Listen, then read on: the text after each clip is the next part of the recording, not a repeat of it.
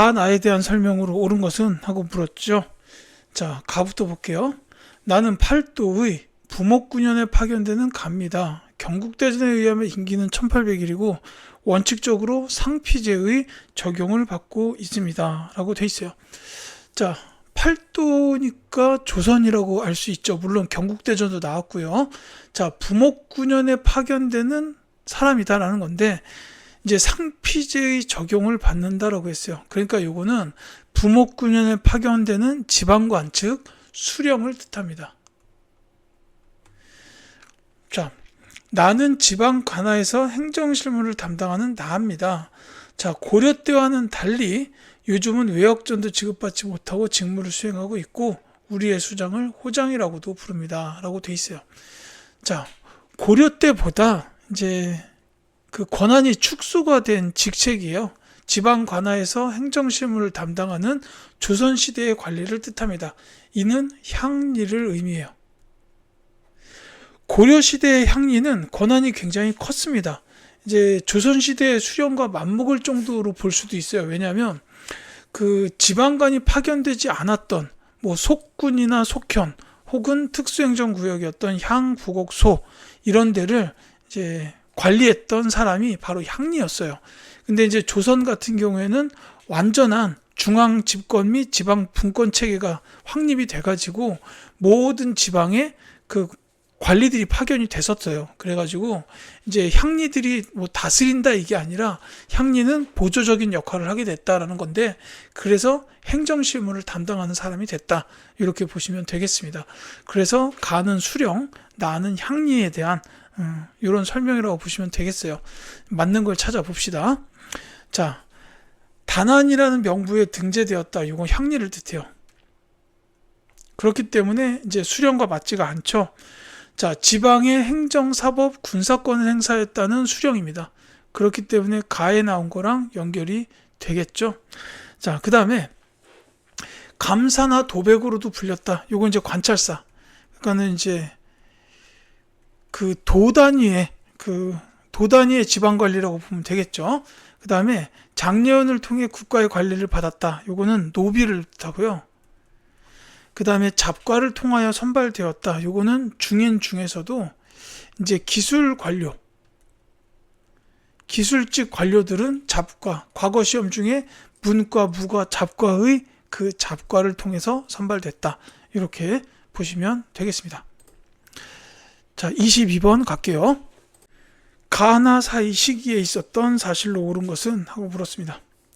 자, 왕이 어머니 윤씨가 폐위되고 죽은 것이 엄씨와 정씨의 참소 때문이라 여기고 밤에 엄씨와 정씨를 결박하여 놓고 손수 마구 치고 짓밟았다. 왕이 장검을 들고 자순왕 대비 친전 밖에 서서 말하기를 대비는 어찌하여 내 어머니를 죽였습니까? 라고 하며 불손한 말을 많이 하였다. 라고 되어 있습니다. 자, 어머니 윤씨가 폐위되고 죽은 것 요게 이제 엄씨와 정씨 때문이다라고 여기서 손수 치고 짓밟았다라고 했죠. 요거는 갑자사화입니다. 이게 이제 그 연산군 시기에 있었던 일이에요. 이제 뭐 사화가 무호사화, 갑자사화, 기묘사화, 을사사화 순서로 나오죠. 그 중에서 갑자사화가 연산군의 어머니, 즉 폐비 윤씨의 그 사사 사건 때문에 이제 관련된 사람들이 이제 죽어나갔다. 이게 갑자사화죠. 뭐 김갱필 같은 살인들도 이때 처형됩니다. 자, 그 다음에 나보면 정윤현 이후부터 조정신하들 사이에는 대윤이니 소윤이니 하는 말들이 있었다. 자, 인종이 승화한 뒤에 윤원영이 기회를 얻었음을 기뻐하여 비밀리에 보복할 생각을 품었다. 자, 자전은 밀지를 윤원영에 들여서 이기 임백령 고변하여 화를 만들어냈다라고 되어 있습니다. 자, 대표적 키워드 대윤 소윤 그리고 윤원형 이분이 바로 그 소윤 쪽의 그 대표였다라고 보시면 되겠죠. 요거는 을사사화입니다. 명종 때 있었던 일이에요. 자, 그러니까 갑자사화와 을사사화 시기에 있었던 일, 즉 연산군과 명종 제위 시기 사이에 있었던 일을 찾으라는 문제입니다. 이제 뭐 태정태세 문단세, 예성, 연중, 임명선 뭐 이런 식으로 암기하신 분들 계시죠? 자, 연산군과 명종 사이에는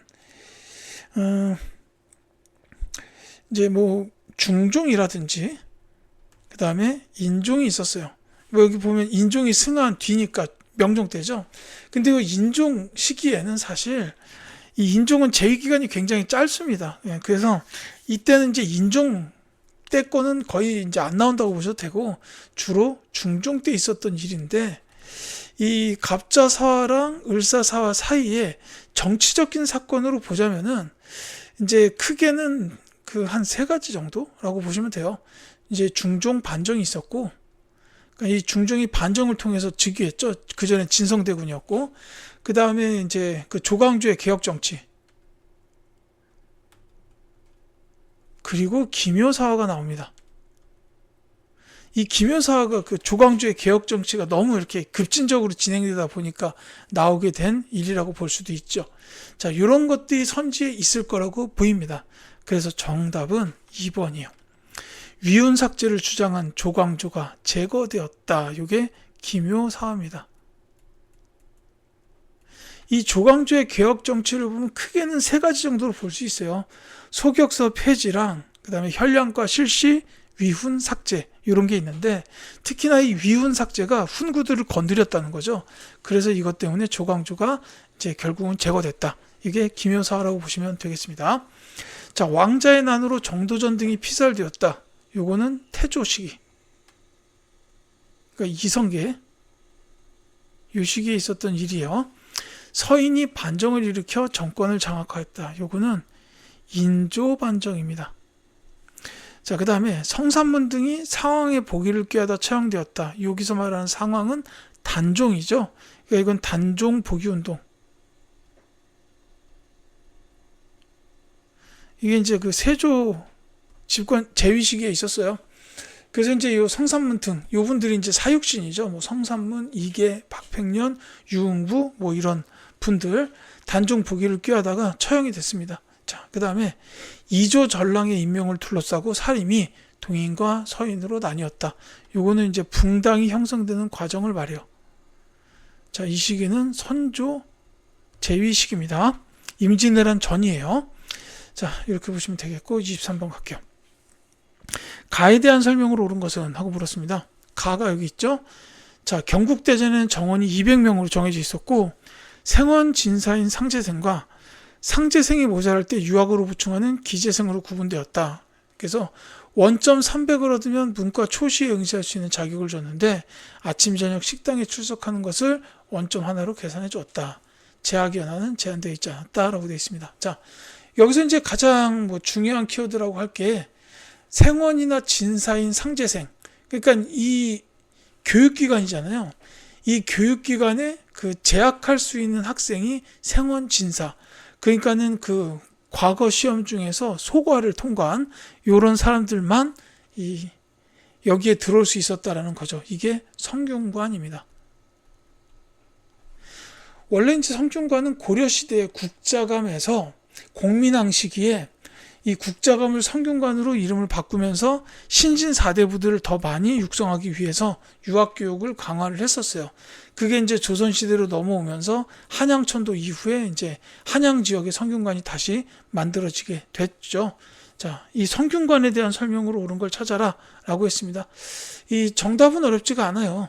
4번에 보시면 최고의 관리 교육기관으로 성현의 제사도 지냈다라고 되어 있습니다.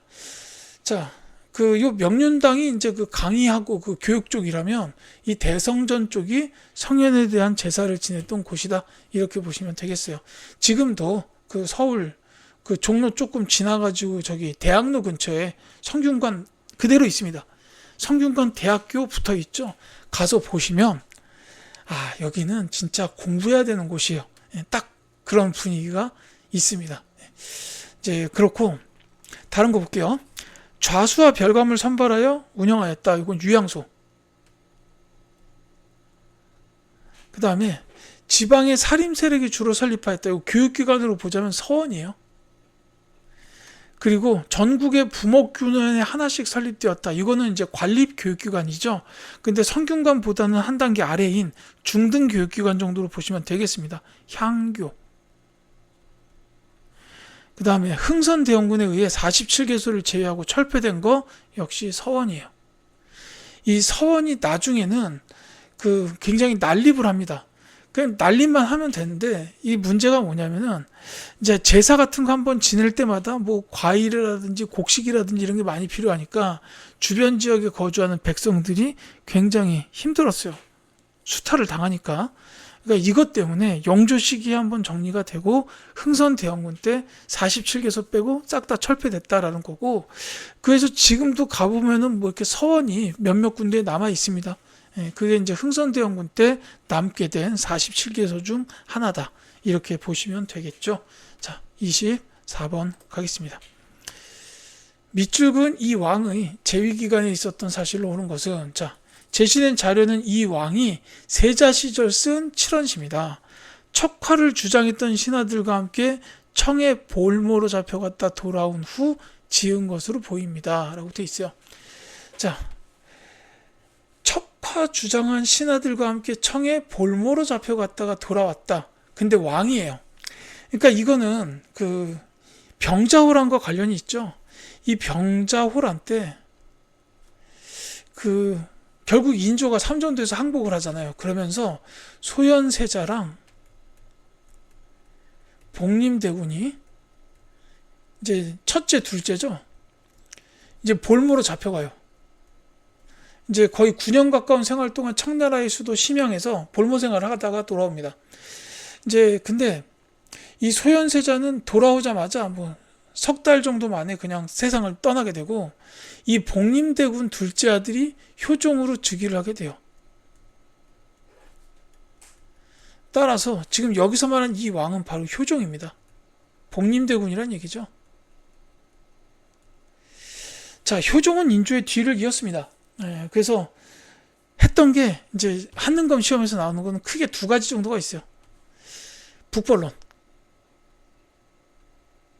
그리고 이거랑 관련된 게 또 하나가 있다면 나선 정벌.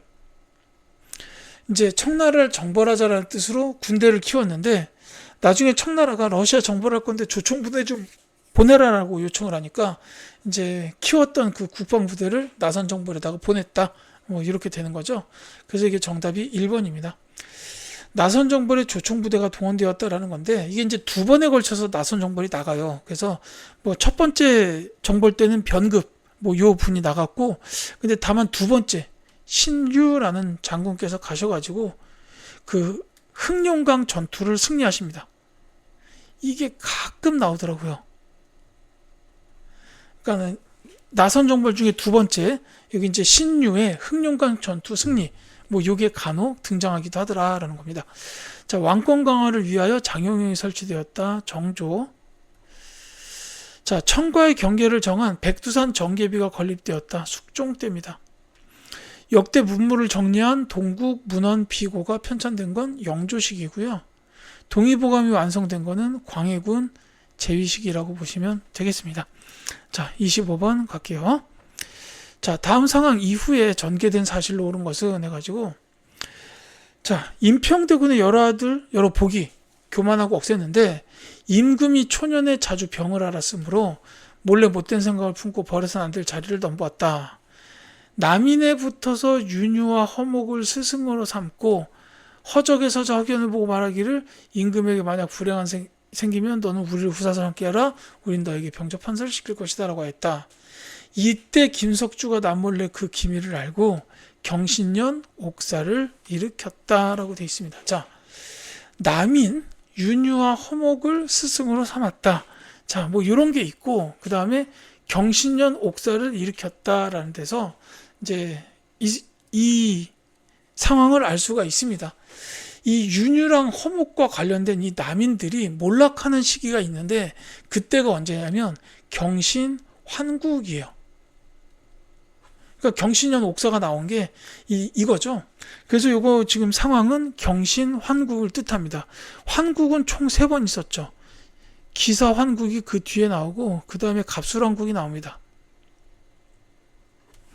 그래서 이때는 이제 서인이 이제 정권을 장악하고 남인이 이제 권력을 잃게 되고, 이때는 반대로 남인이 정권을 잡죠. 희빈장씨 원자책봉 관계로. 그래서 이제 이때 장희빈이 중정까지 올라가죠. 그리고 이때 서인은 이제 몰락합니다.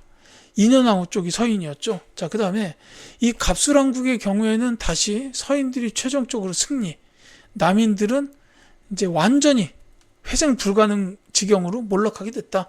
이렇게 보시면 됩니다. 전부 숙종 제위 시기에 있었던 일이에요. 따라서 이제 선지에서 찾아야 될 거는 이제 본문에 나온 경신왕국 이후의 일이기 때문에 기사왕국이나 갑술왕국, 뭐 그 뒤에 저기 탕평이나 세도정치 이런 게 나올 수도 있지만, 이게 3점짜리 문제라면은 이제 환국이 나와야죠. 정답은 그래서 5번입니다. 희빈장씨 소생의 원자책봉 문제로 환국이 발생되었다라는 게 바로 기사왕국이에요. 이때 서인 쪽에 노론의 영수였던 송시열이 날아갑니다. 요거까진 기억을 해두세요.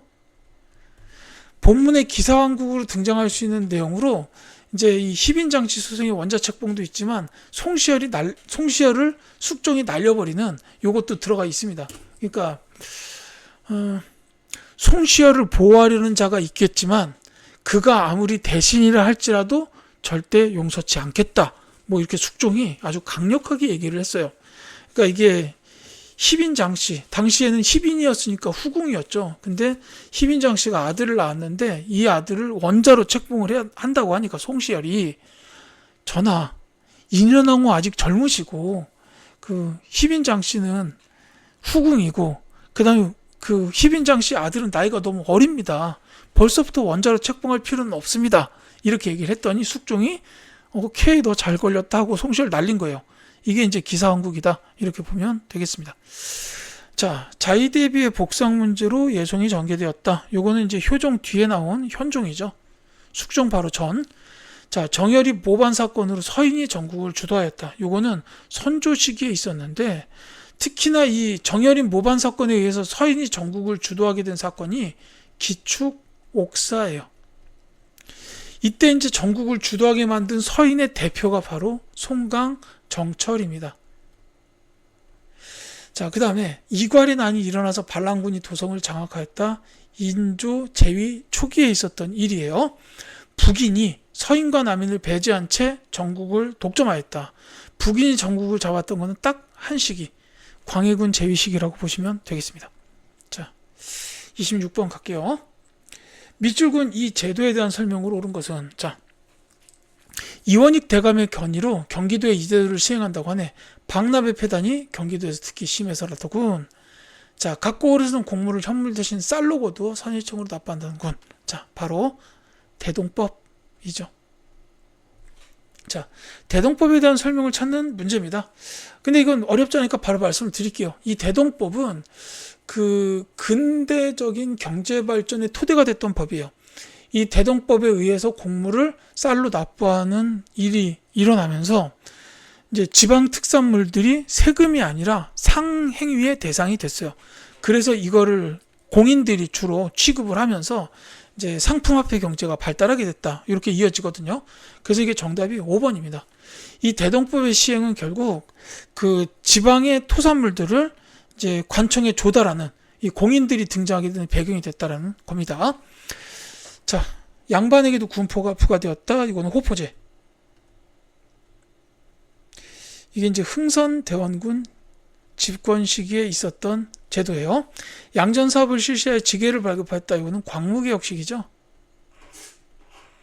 대한제국의 고종황제입니다.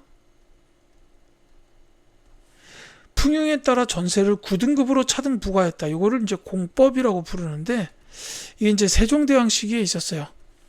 그 다음에 부족한 재정의 보충을 위하여 선무군관포를 징수하였다. 이거는 균역법의 세수 보충 대책입니다. 영조 때인데, 이 균역법이라는 게 1년에 2필 납부하던 군포를 1년에 1필로 줄이는 세금 감면 제도예요. 그러니까 당연히 세수는 부족해지고, 그렇다면 이걸 어디선가 보충은 해야 돼요.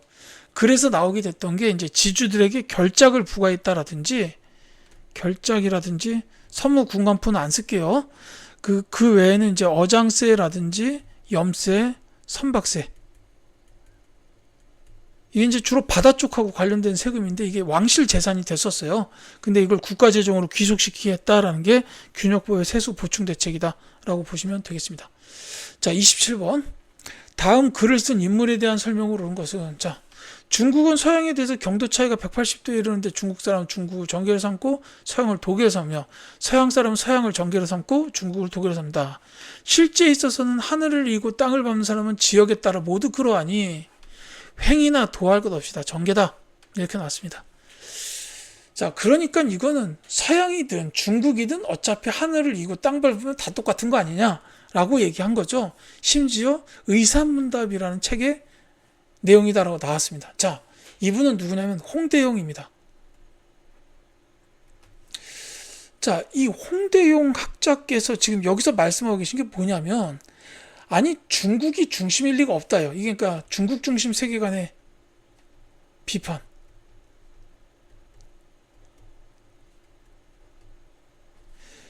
아니 어차피 하늘을 이고 땅을 밟는 사람은 지역에 따라 다 그런 거 똑같은데 횡이나 도할 것 없이 다 정계다. 이렇게 얘기한 겁니다.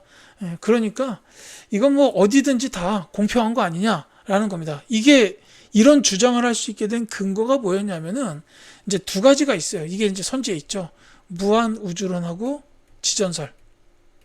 특히 지전설이 땅은 돈다. 이게 지전설이에요. 지구 자전설. 그래서 아니 땅이 어차피 돌고 있는데 무슨 얼어 죽을 중국 중심이냐라고 이제 비판을 하셨다라는 거죠. 그 정답이 1번입니다. 지전설과 무한우주론을 주장하였다. 이게 홍대영 학자의 아주 대표적인 내용이에요. 꼭 기억하시기 바랍니다.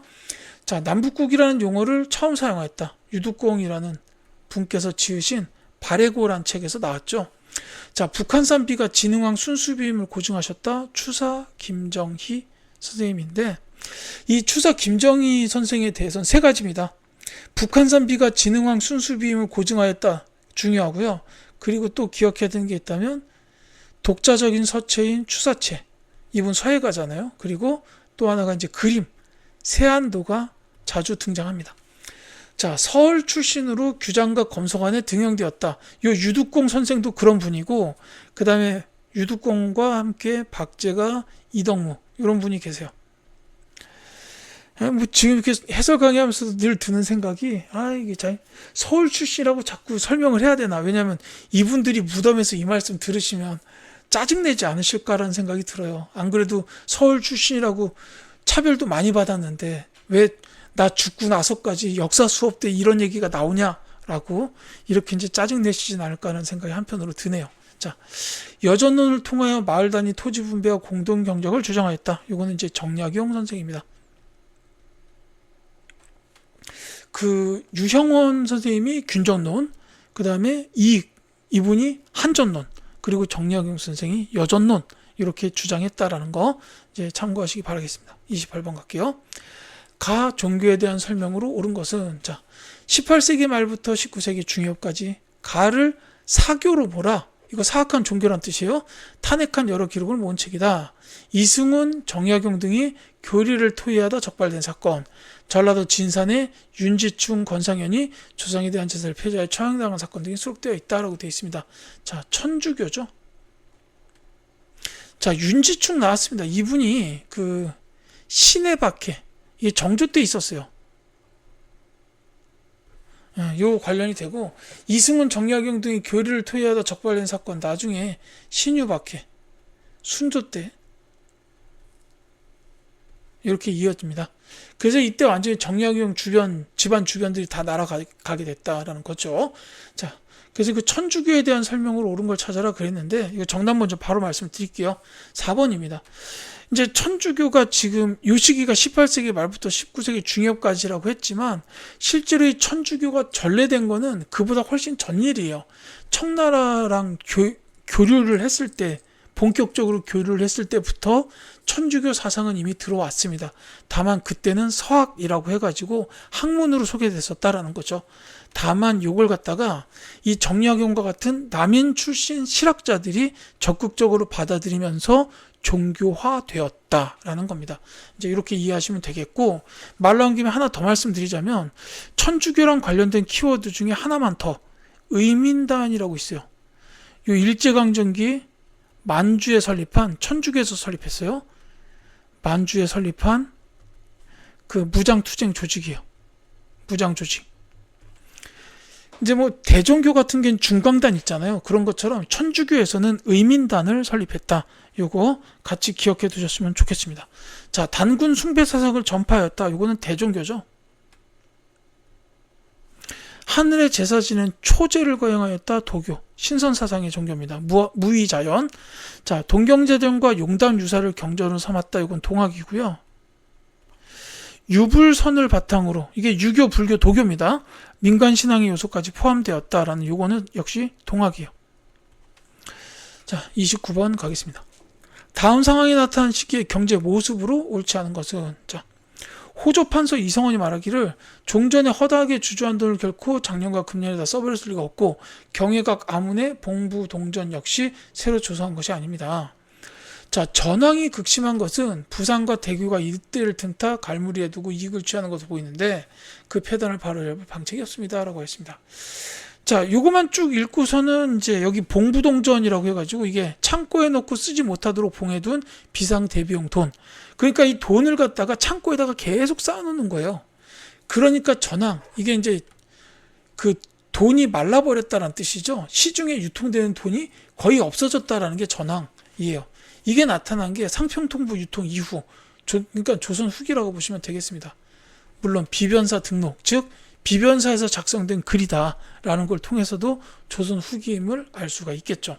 자, 어쨌든 이거는 지금 그러니까 그 조선 후기의 경제 모습으로 옳지 않은 것을 찾아라라는 문제로 보시면 돼요.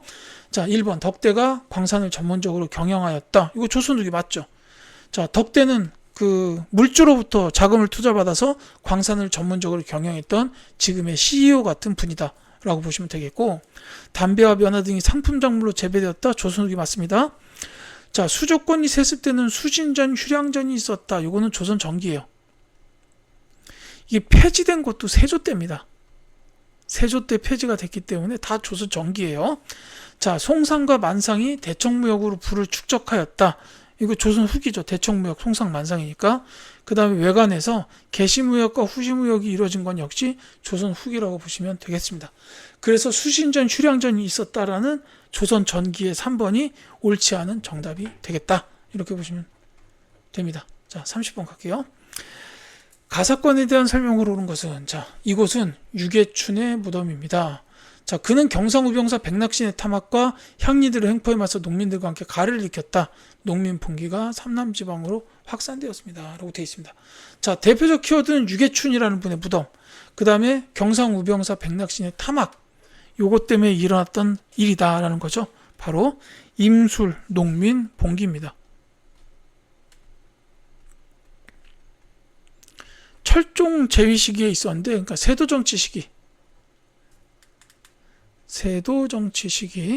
이때 있었다라고 보시면 되겠어요. 자, 임술농민 봉기하면은 항상 이게 따라와야 되는 게, 그 안핵사 박규수가 조사해가지고 삼정 이정청이 설치가 됐다. 이렇게 이어진다는 거 기억하셔야 돼요. 그래서 정답이 5번입니다.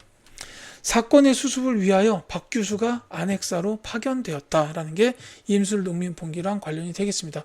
이 유계춘이라는 요 분이 임술농민봉기를 주도했던 몰락 양반 분이시고, 이 백낙씨는 이제 하도 백성들을 뜯어 먹어가지고 역사에 박제된 분이다. 이렇게 보면 되겠습니다.